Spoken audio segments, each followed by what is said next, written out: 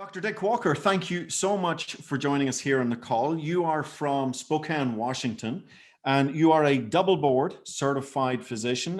You're in internal medicine and emergency room medicine.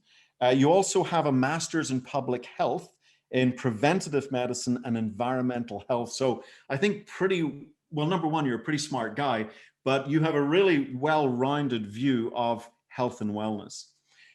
You're also an avid athlete and a mountaineer, and you've climbed McKinley, Mont Blanc, in is that Switzerland or France? Does it depend what side you're on?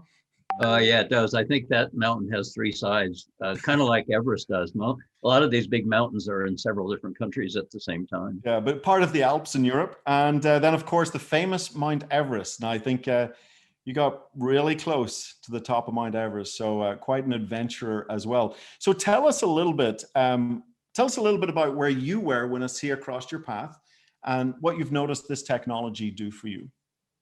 Absolutely. You know, I was 64 going on 65. I've always been an avid physical fitness nut, I guess you could say, wellness, mostly because the things I like to do required you to be in very good health. I mean, you didn't go, traipsing off to climb some of the tallest mountains in the world unless you knew you were really fit and ready for it. So I was really into wellness and fitness. Exercise was kind of my middle name. When I was planning a big trip, I'd spend several hours a day on the Stairmaster, for example.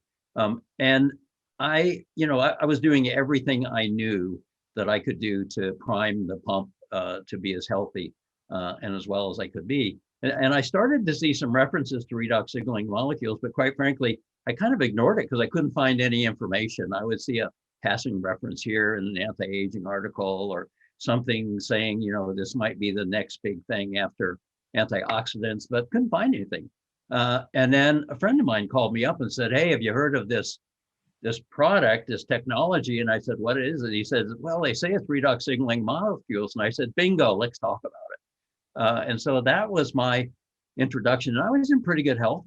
I had some minor blood lipid problems. I did have high blood pressure, but I was really active. I was working 40, 50, sometimes 60 hours a week. I was working out pretty much every day, trying to stay fit in case a outing came up and my buddies called me and said, "Hey, you want to go climb Mount Rainier or do something up in the Canadian Rockies?" I could say, "Yeah, let's go do it." And I didn't have to worry about whether my body was going to behave itself. So that was my introduction to redox. And I thought, wow, if this could kind of take me to that next level, and if it is indeed kind of anti-aging, because I started reading what I could about it, what I could find out once I knew where to look. I was all over it. I started taking, and at that time, everybody said, "Oh, I'll take 4 ounces." And, I said, "Well, 4 ounces is good for most people. I want to take 8 ounces because I'm already 65 years old. You were just talking about how far behind we get on the natural production of these molecules." So I started taking 8 ounces a day. And I was quite happy with that. And what I noticed at first, it wasn't a dramatic thing, but I noticed that here I was working full time, sometimes 50 or more hours a week. And all of a sudden I realized I was feeling so good. I was working out sometimes twice a day. I'd do a weight workout, and then I do an aerobic workout, and then I do another aerobic, and I was just feeling great, and I was recovering. And when I went for a long bike ride, I just didn't feel as fatigued, and I bounced back to do it again the next day. So I really noticed that. And that was sufficient if that's the only thing it did for me. But after about, probably 3 years into this, I went to a preventive doctor. It's not a good thing to take care of yourself. So I found a doc who was really into the same things I was. And he recommended that I get a test done, which was a non-invasive test just to look at my heart. Not because I really had any problems, but just because it was February and they had a 50% discount on the test because it's like Valentine's month, And this test indicated that, despite having pretty good numbers and no symptoms, maybe I did have a problem. So I went to the next step, and they did an invasive test to look at my plumbing of my heart. And lo and behold, I had absolutely no problem.